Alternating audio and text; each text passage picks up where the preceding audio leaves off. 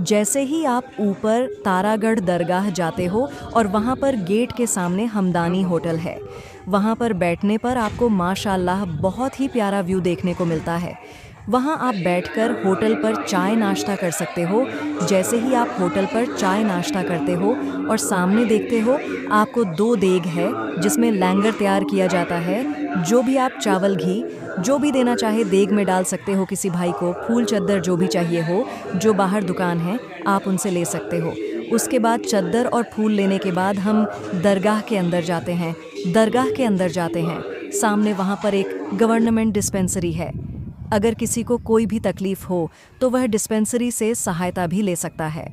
अजमेर का दरगाह शरीफ, जहां फिल्मों की सफलता के लिए सितारे चादर चढ़ाने आते हैं, राजनेता अपनी सत्ता की सलामती के लिए दुआ मांगने आते हैं, उस दरगाह में किन्नर भी बड़ी आस्था रखते हैं और हर साल उर्स के मौके पर देश के अलग अलग भागों से किन्नर यहां आकर सिर नवाते हैं। देश में किन्नरों की सबसे बड़ी गद्दी भी यहीं है। ऐसी मान्यता है कि अकबर ने औलाद पाने के लिए नंगे पांव अजमेर शरीफ की यात्रा की। बेऔलाद अकबर की झोली ख्वाजा साहब ने भर दी और उन्हें संतान का सुख हासिल हुआ। ख्वाजा के इस शहर में एक और दरगाह है, मीरा सैयद हुसैन खिंगसवार की। इनके दरगाह में एक करिश्माई लाल बूंदी पेड़ है। इस पेड़ की खूबी यहाँ लोगों को खींच लाती है। दरअसल इस पेड़ के बारे में कहा जाता है कि जो इसके फल को खाता है वह बेऔलाद नहीं रहता। कहा जाता है कि एक बार एक किन्नर ने इस पेड़ का फल खा लिया और करिश्मा हो गया। किन्नर गर्भवती हुई और उसने एक लड़के को जन्म दिया। जो लोग ख्वाजा मोइनुद्दीन चिश्ती की दरगाह पर जाते हैं, वह तारागढ़ पहाड़ पर मौजूद इस दरगाह में भी आकर सिर झुकाते हैं। पीर सईद शाकिर हुसैन सदर शाह ने बताया कि सैयद मीरा हुसैन की मज़ार साल में एक यानी उर्स के समापन के दौरान ठीक दोपहर के 1:30 पर हिलती है।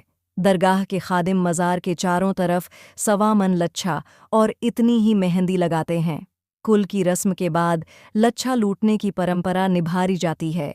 उन्होंने कहा, उर्स में आने वाले जायरीन इस लच्छे को बतौर तबर्रुक रुख साथ ले जाते हैं। ऐसी मान्यता है कि इस लच्छे के गले में डालने से आसमानी बलाएं दूर होती हैं और मज़ार पर लगारी गरी मेहंदी हाथों में लगाने से लड़कियों के रिश्ते आने लगते हैं। इसके पीछे छुपी जो दास्तां है, सैयद मीरा हुसैन की शादी होने वाली थी, दूल्हा बने हुए थे। तभी उन्हें जंग के लिए हुक्म हुआ। अपनी फ़ौज लेकर अजमेर पहुँचे। उसी दौरान यहाँ शहीद हो गए। उन्हीं की याद में उनकी मज़ार पर 1.25 मन लच्छा और मेहंदी लगाने की परंपरा सदियों से चली आ रही है।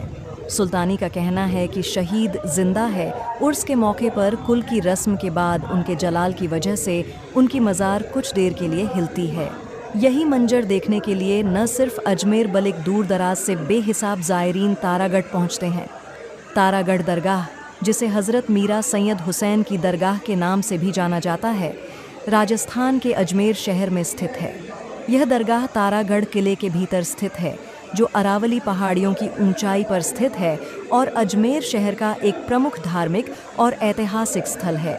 हज़रत मीरा सैयद हुसैन एक प्रसिद्ध सूफ़ी संत थे, जिनकी मज़ार इस दरगाह में स्थित है। यह दरगाह सूफ़ी परंपराओं और शिक्षाओं का केंद्र रही है और यहाँ हर साल उर्स का आयोजन होता है, जिसमें देश विदेश से श्रद्धालु शामिल होते हैं। दरगाह की वास्तुकला में पारंपरिक इस्लामी शैली के साथ साथ स्थानीय राजस्थानी तत्वों का समावेश है। हाल के वर्षों में दरगाह में सुनहरे स्तंभ जोड़े गए हैं, जो करबला के स्तंभों की प्रतिकृति है।